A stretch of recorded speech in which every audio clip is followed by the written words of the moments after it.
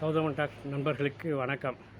நம்ம எல்லாருக்குமே ஒரு விஷயத்தில் ரொம்ப ஒரு சந்தேகம் இருந்துக்கிட்டோம். அதாவது சிலர் மட்டுமே சாதனையாளர்களாக வந்திருப்பாங்க. ஒரு விளையாட்டுத்துறையாக இருக்கட்டும், ஒரு இலக்கியமாகட்டும், ஒரு சினிமாவாகட்டும், ஒரு அரசியலாகட்டும். சிலர் மட்டுமே சாதிக்கிறாங்க. ஏன் நம்மளால் சாதிக்க முடியல?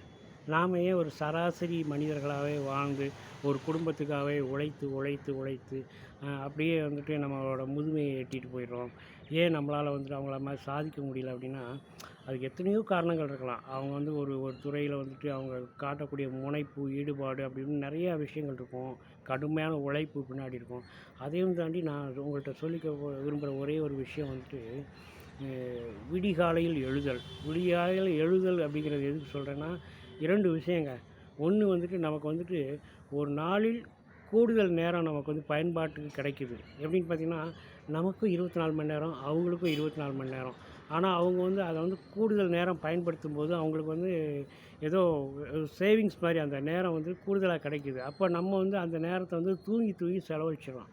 அப்போ கொஞ்சம் கூடுதல் நேரம் நம்ம அதை பயன்படுத்தும்போது ஒரு சராசரி ஒரு கால்குலேஷன் பண்ண வச்சுக்கோங்களேன். 2 நபர்கள் ஒரே கா வயது வரைக்கும் வாழ்கிறாங்க, வாழ்ந்து மறைகிறாங்க. அதே இது ஒருத்தர் ஒரு 2 மணி நேரம் கூடுதல் நேரம் அவர் ஒரு நாளில் செலவழிக்கிற மாதிரி விடிய காலையில் சீக்கிரம் எழுந்திரிக்கிறாரு. ஒருத்தர் கொஞ்சம் லேட்டாக எழுந்திரிக்கிறார். ஒருத்தர் 10 மணி நேரம் தூங்குறாருன்னா, ஒருத்தர் 8 மணி நேரம் தூங்குறாருன்னு வச்சுக்கோங்களேன்.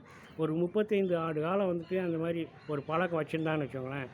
அந்த யார் ஒரு 2 மணி நேரம் கூடுதலாக செலவழிக்கக்கூடிய அளவில் சீக்கிரமே எழுந்திருக்கிறாரோ, அவர் எக்ஸ்ட்ரா ஒரு 5 ஆண்டுகள் வாழ்ந்ததுக்குரிய காலகட்டம் அவருக்கு கிடைக்குதுன்னு சொல்கிறாங்க ஒரு கால்குலேஷனில்.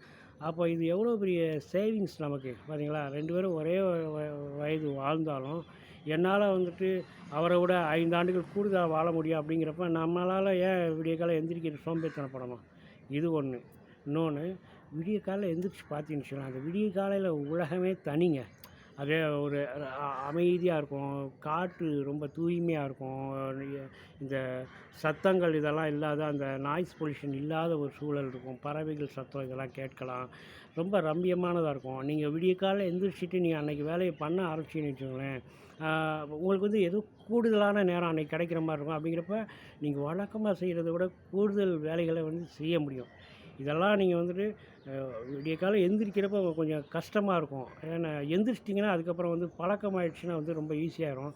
பழகுங்க, எந்திரிங்க, நடைப்பயிற்சி போங்க, கொஞ்சம் சுறுசுறுப்பாக வாழ்க்கையை மாற்றி பாருங்கள். நீங்களே அந்த இதை உணர்வீங்க. ஒரு சாதனையாளராக உங்களாலும் வர முடியும். நன்றி, வணக்கம்.